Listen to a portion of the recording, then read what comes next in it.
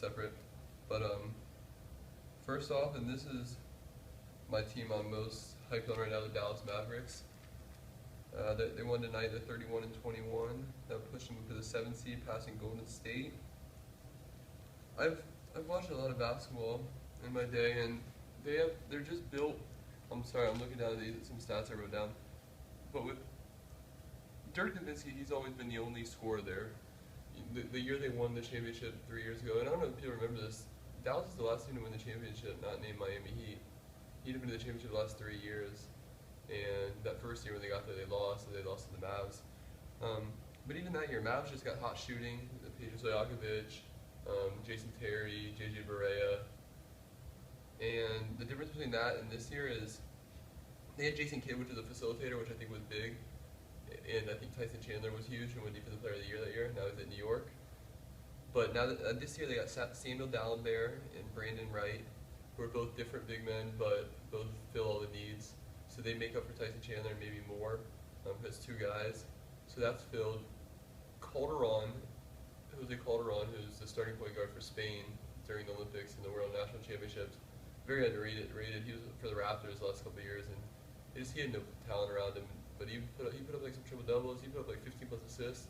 He'd have the weirdest outline. He'd put up like 3 points, but he'd have like 22 assists on some dumb shit. But I've always thought Calderon is one of the smartest basketball players in the world. But putting him on that team with a guy like Dirk, a veteran like Sean Marion, a veteran like Vince Carter off the bench, and then the most important piece that's been added is that Monte Ellis.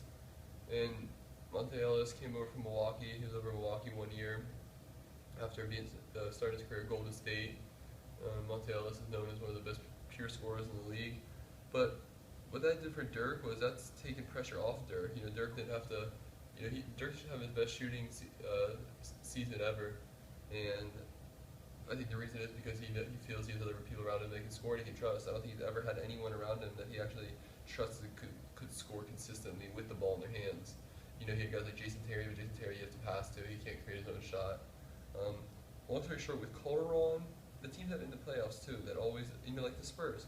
The Spurs are a good example. They were just team ball, make as few mistakes as possible, rebound, buckle up defense, and can you create shots? Dallas can create shots with the best of them. The question is just because they're a bit older, and then even like Calderon and Ellis are two guards, they're kind of slow. The guy who I haven't mentioned yet is Devin Harris, he's been back now. It's like his 11th game tonight. He's huge. Devin Harris is a backup point guard who's honestly he's a starting point guard in the league. Started for the Jazz for a while. He started in the Nets for a year or two. He's big for them. He adds speed. He actually has like almost a 5-to-1 assist to turnover ratio, and he's averaging 11 points a game off the bench. To have that speed and defense off the bench is huge for Dallas, considering they're a slow team. And even DeJuan Blair too. They got DeJuan Blair from San Antonio, who's averaging like 8.6 rebounds off the bench, which is those are good numbers off the bench. This team has that complete build. They have no weakness. They literally have no weakness. And if you just had to pick a weakness, it'd be like they're slow on defense.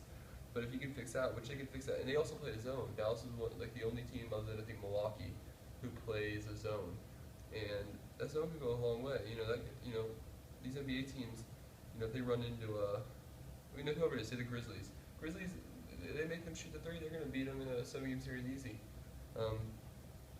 But anyway, let me go to the next team, Memphis. I don't want to run up to all Mavericks, but Mavericks I like right now too. And if you can, I don't know, depending if you bet online or I don't know what I'm curious what they are in Vegas right now.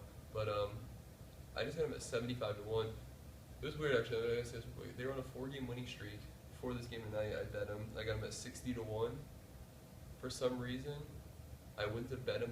I went to go look at it again, and after they won, they went up to 75-1. After they won the 4th game. Their 5-game win streak. They went up after a win. They went up 75-1. That makes no sense.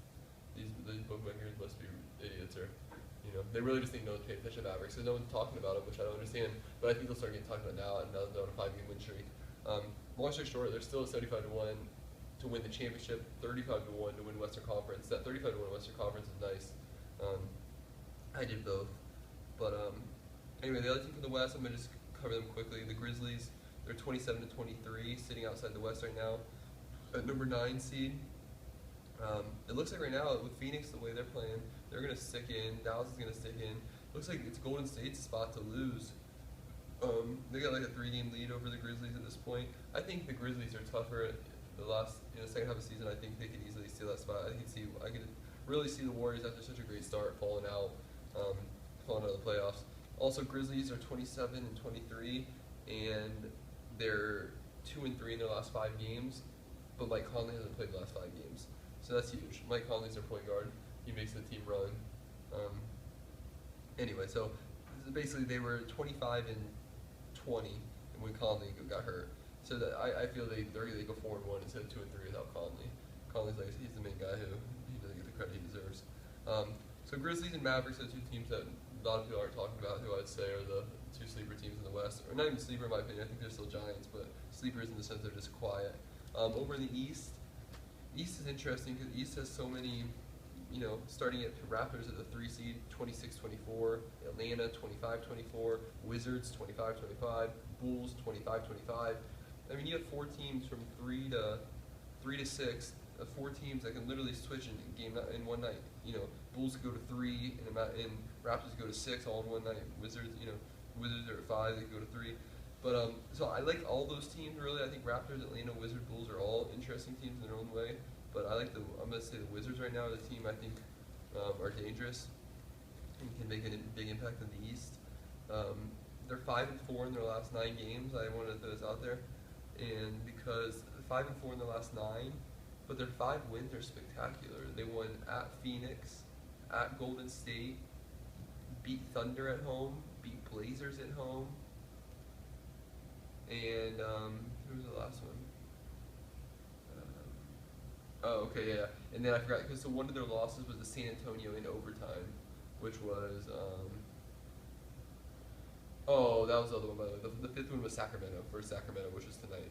Which Sacramento's a really good team. Unfortunately, they're just in a juggernaut league in the Western Conference with a bunch of, Western Conference is murderer's row. But Washington, yeah, they ran through all those teams. Golden State, Phoenix, Oklahoma City, Blazers. Those are the Kings. Those are 4 of the playoff teams right there. In the West. But yeah, and then in the 4 losses of the last 9, San Antonio in overtime was close. Lost to Cleveland by 2, lost at Utah by 2, and then lost at Clippers by 7. At Clippers, if anyone saw what Clippers did tonight to the Philadelphia 76ers, Clippers beat by 45, and Chris Paul's first game back. But Wizards are playing on point right now. John Wall's playing like he must be the best point guard in the world. He's averaging 20 and 9. Bradley Beal's averaging 17 points a game. And really the key is Nene Gortat.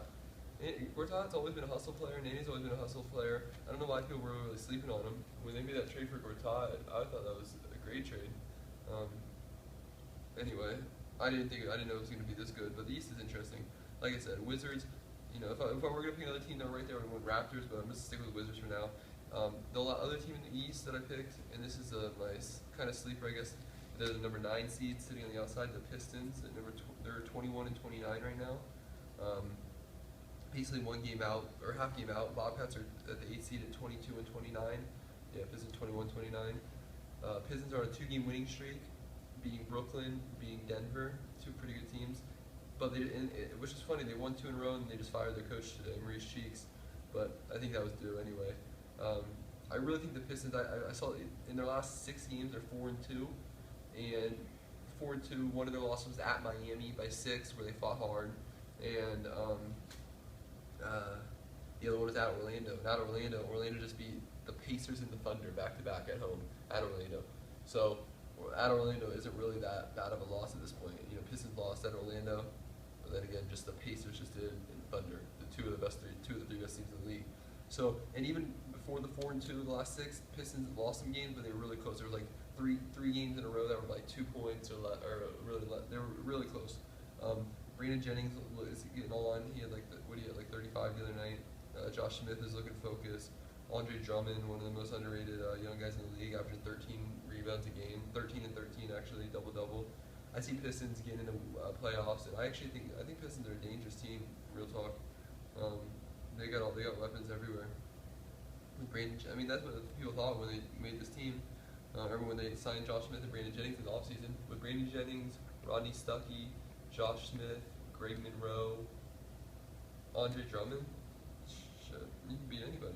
Honestly, he can beat anybody. Really, I really think they can beat anybody. I think they can beat the Pacers. I think they beat the Heat. If they're playing, and like I said, I saw the Fire for the first time in the Nuggets game, the last game they played. Really, the last two games, but that Nuggets game was impressive. Nuggets are the team fighting. They know they got to win, and Pistons gave it to them. But anyway, okay, I'm gonna break down the East and Western Conference separate, so I go team by team. For now, bet Mavericks if you can get some money on the Mavericks, 75-1 to win the championship, 35-1 in the Western to win the Western Conference. I got some money on Grizzlies too. Grizzlies actually ahead of the Mavericks in the they have worse odds. They're at 50-1, which makes no sense. Dallas the higher seed, play better, but whatever. Anyway, that's it. Thanks for listening. Cheers, peace and love.